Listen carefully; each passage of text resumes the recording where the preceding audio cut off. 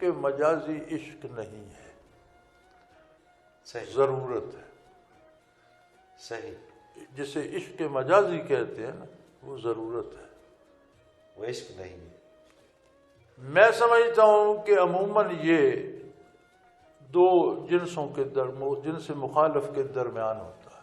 صحیح، ان دونوں میں سے ایک بیکار ہو جائے تو عشق باقی رہتا ہے. سوال ہی پیدا نہیں ہوتا. شکل پہ تیزاب پھینک دو، مرد کا روزگار چھوٹ جائے، عشق ہوتا تو پھر تو قائم رہتا. قائم. یہ عشق بالکل نہیں صحیح. ہے، یہ ہماری یہ ضرورت ہے جس کو ہم نے عشق کا نام دے رکھا ہے، اور جس کو ہم نے عشق مجازی ہم کہتے ہیں. بہت خوبصورت بات.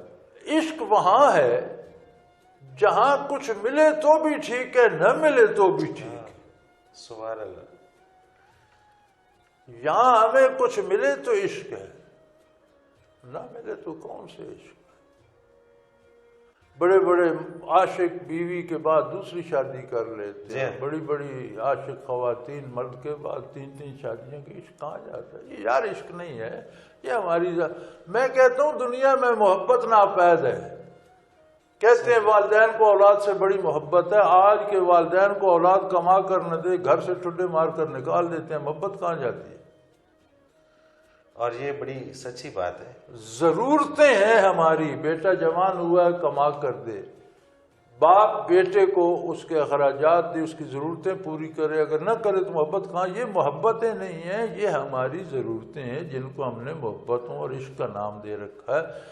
عشق ایک ہی ذات سے ہے، اور وہ ہے اللہ سے، اللہ کے رسول سے، اللہ کے ہر کام سے، اللہ کے نیک بندوں سے، نیکی کی راہ میں.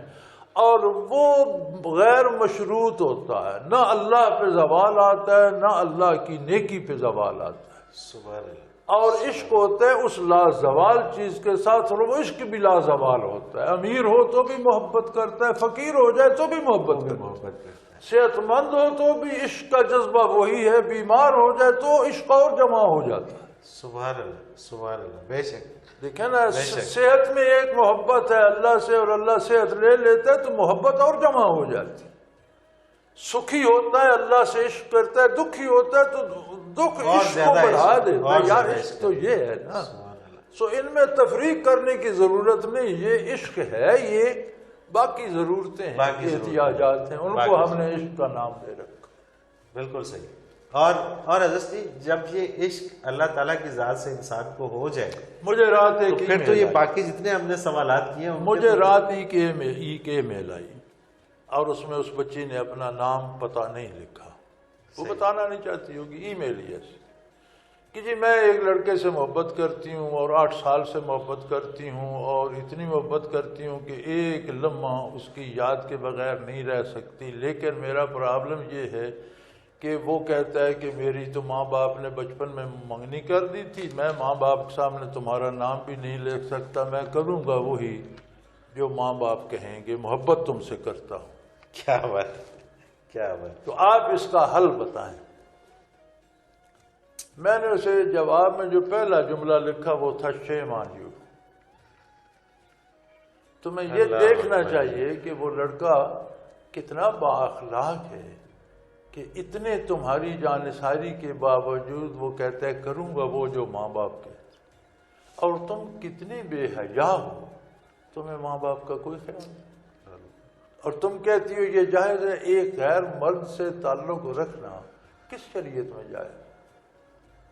اسے جائز بھی سمجھتے ہیں کہ جی ہم کوئی برائی تو نہیں نہ کر رہے، صرف محبت کر رہے ہیں. اللہ، وہ یہ صرف محبت ہی تو برائی کا دروازہ ہے. صحیح کہ نہیں؟ بالکل. تو دروازے پہ تو کھڑے ہو نا. بالکل ایسے ہی. تو دروازے پہ پٹ کھول کے کھڑا ہونا کون سا جواز ہے اس کا؟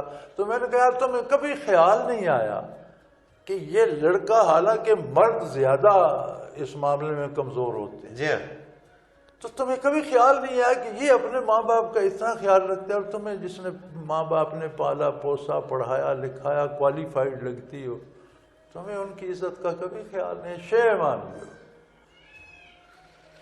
اللہ اکبر. تو ہم تو ان محبتوں کو اس نظر سے دیکھتے ہیں بھائی.